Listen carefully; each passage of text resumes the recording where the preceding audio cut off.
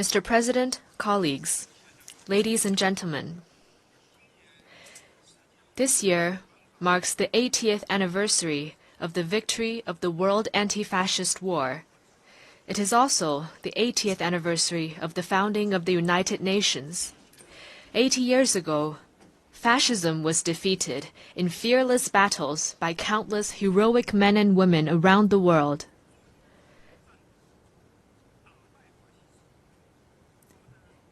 And the United Nations was created upon their ideal of a world free of war, marking the beginning of an extraordinary journey of building the post-war international order and pursuing peace and development. The past 80 years have been tortuous but purposeful. Today, the UN is the world's most universal, representative, and authoritative intergovernmental organization.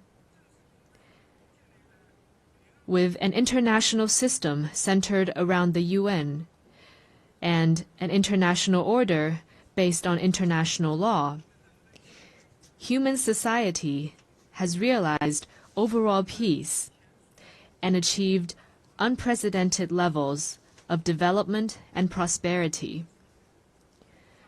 The past 80 years have witnessed tectonic changes in our world. Straddling 2 centuries, this period saw human society leapfrog from the age of electricity and computers into a digital intelligence era. While the world we live in has changed enormously,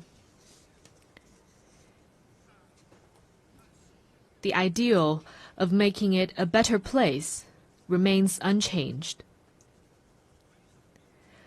Looking back, we can draw a number of valuable inspirations. First, peace and development are the strongest aspiration shared by the people of all countries. Having gone through 2 world wars, we must never forget the bitter lessons learned through bloodshed and loss of lives. For 80 years, a generally peaceful international environment has led to remarkable growth in the global economy. Today, as the desire for peace and development grows even stronger around the world, it is incumbent upon our generation to further strengthen the force for peace and development. Second, solidarity and cooperation are the most powerful drivers for human progress. In the ferocious years of the World Anti-Fascist War, countries with different social systems, histories, and cultures rose above their differences, fought side by side, and prevailed together. In the 80 years that followed, they weathered a succession of vicissitudes, such as the Cold War standoff, financial crises, and global pandemics, by staying connected and working together. All this proves a simple yet powerful point. Solidarity lifts everyone up, while division drags all down. The road ahead might be hard and bumpy, but when all countries unite as one and collaborate in good faith, our strengths will converge into a mighty force with which we can withstand any headwind and cross any hurdle. Third, fairness and justice are the most important values pursued by the international community. History keeps reminding us that when might dictates right, the world risks division and regression. Should the era of the law of the jungle return, and the weak be left as a prey to the strong, human society would face even more bloodshed and brutality. As members of the global family, we must uphold justice while pursuing our own interests. This is particularly true for the major countries. Only when all countries, big or small, are treated as equals and true multilateralism is practiced, can the rights and interests of all parties be better protected. At present, the world has entered a new period of turbulence and transformation. Unilateralism and Cold War mentality are resurfacing. The international rules and order built over the past 80 years are under serious challenge. And the once effective international system is constantly disrupted. The various problems induced are distressing and worrying. Humanity has once again come to a crossroads. Anyone who cares about the state of affairs in the world would want to ask, why couldn't we humans, having emerged from tribulations, adopt a greater sense of conscience and rationality, and treat each other with kindness and coexist in peace? How could we, in the face of deplorable incidents such as humanitarian disasters, turn a blind eye to atrocities that trample blatantly on fairness and justice and sit on our own hands? How could we, when confronted with unscrupulous acts of hegemonism and bullying, remain silent and submissive for fear of might? And how could we let the ardent passion and dedication of our forefathers in founding the UN simply fade into the pages of history?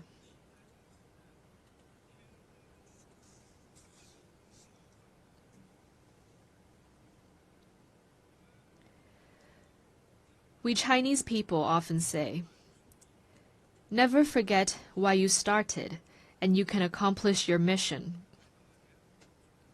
Arriving at the UN headquarters this time, I saw over 190 national flags lined up in front of the building and fluttering in the breeze. I saw the sculptures, "Let us beat swords into plowshares," and "Nonviolence," with their time-tested message ever so loud.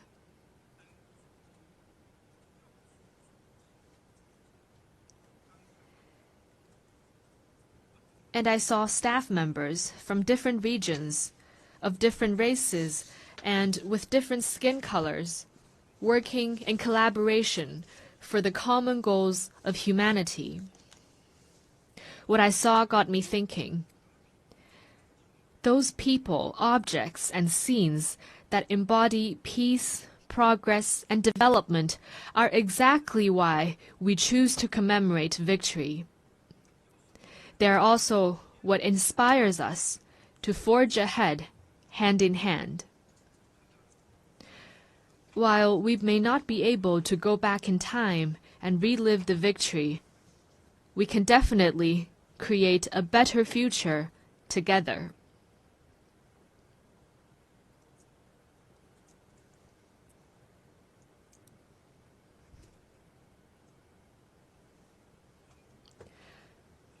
As a founding member of the UN, China has all along taken an active part in global affairs and worked for the betterment of humanity.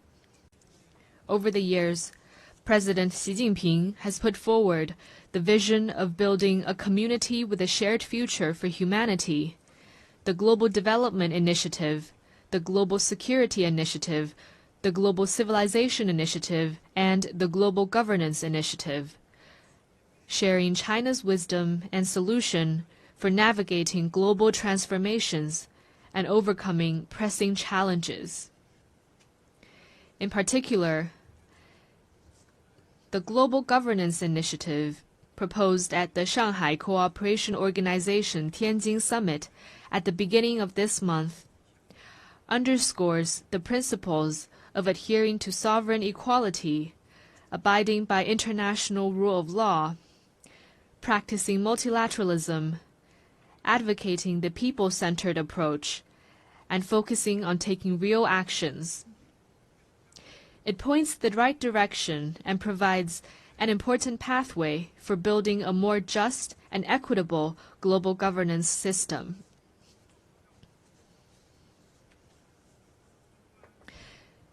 China is ready to take coordinated and effective actions together with all sides to offer more concrete solutions and promote world peace and development.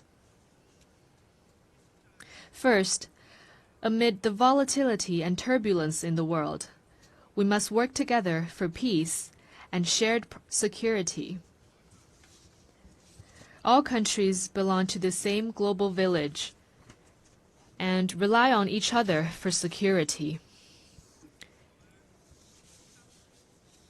We should uphold the vision of common, comprehensive, cooperative, and sustainable security, and respect the legitimate security concerns of all countries. We should settle differences and disputes peacefully through dialogue and consultation. Persisting in camp-based confrontation or willful resort to force only drives peace further away. China has all along acted as a staunch defender of world peace and security. China is the second largest contributor to UN peacekeeping budget and the largest provider of peacekeepers among the permanent members of the Security Council. China has been working actively to promote peace talks on hotspot issues such as the Ukraine crisis and the Palestinian-Israeli conflict. China will continue to play a constructive role in promoting the political settlement of hotspot issues. Second, amid sluggish global growth, we must reinvigorate cooperation and pursue win-win results. A major cause of the current global economic doldrums is the rise in unilateral and protectionist measures, such as tariff hikes and erection of walls and barriers. We should collaborate more closely to identify and expand convergence of interests, promote universally beneficial and inclusive economic globalization, and help each other succeed by moving forward in the same direction. China has always been a key driver of global common development. Over the years, the Chinese economy has maintained steady development, contributing around 30% to global economic growth. China has consistently opened its door wider to the world. It has lowered its overall tariff level to 7.3% and remained the world's second-largest importer for 16 consecutive years. China has also advanced high-quality Belt and Road cooperation with over 150 countries. Currently, China is taking solid steps to promote high-quality development at home, with a focus on expanding domestic demand. China has the confidence and capability to keep its economy on an upward trajectory and continue to provide important support for global economic growth. Third, amid dynamic interactions among civilizations, we must champion dialogue and mutual enlightenment. Every civilization has its unique value and heritage, and deserves acknowledgement and respect. obsession with so-called civilizational superiority or ideology-based circles only breeds more division and confrontation. Adopting an inclusive attitude and engaging in exchange and mutual learning is a sure way to build more consensus and collective strength. China has all along engaged in active civilizational exchange and mutual learning. Over the next 5 years, China will carry out 50 development cooperation programs in the field of culture and civilization for fellow developing countries, and host 200 thematic training and seminar programs, contributing its part to inter-civilizational dialogue and the progress of civilizations. Fourth, amid emerging challenges, we must respond with concrete efforts and protect our shared home. Climate change is a major challenge confronting all of us. We should uphold the principle of common but differentiated responsibilities, promote the effective implementation of the Paris Agreement, and enhance international collaboration on the green economy. In recent years, technologies such as artificial intelligence, network communications, and biomanufacturing have advanced rapidly. Along with the benefits, they also bring potential risks. We should adhere to the principles of people-centered development, technology for good, and equitable benefits, improve relevant governance rules at a faster pace, and strengthen global governance cooperation, so that technological progress could bring real benefits to humanity in a better way. China has always been a responsible stakeholder in addressing global challenges. Committed to green and low-carbon development, China has established the world's largest and fastest-growing renewable energy system, built the most extensive and complete new energy industrial chain, and announced China's 2035 nationally determined contributions that cover all economic sectors and all greenhouse gases. China has proposed the Global AI Governance Initiative and advocated the establishment of a World AI Cooperation Organization. This time during the 80th session, China will present to the UN the lunar soil samples collected by Chang'e 6 from the far side of the moon.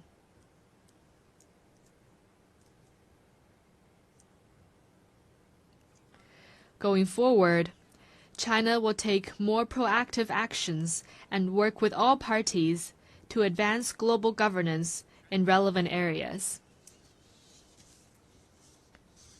Colleagues, China stands ready to work with all members to uphold the standing and authority of the UN, safeguard the purposes and principles of the UN Charter, support UN reforms to improve its efficiency and capacity to fulfill its mandate, and advocate greater representation and voice of developing countries.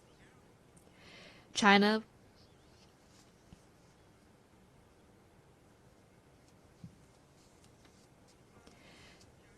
will work with the UN to set up a China-UN Global South-South Development Facility and provide it with $10 million in budgetary support.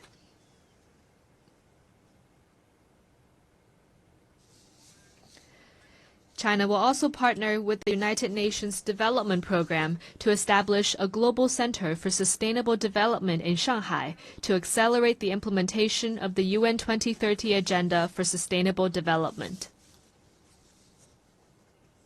The tide of history surges forward, and the Great Way remains smooth and steadfast. Going forward, China will continue doing its best to contribute to global peace and development.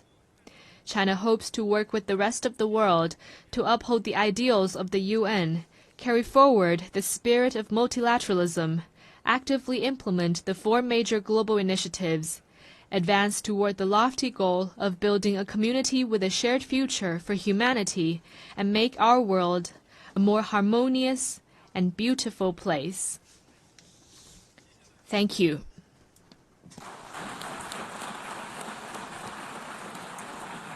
On behalf of the Assembly, I wish to thank the Premier of the State Council of the People's Republic of China.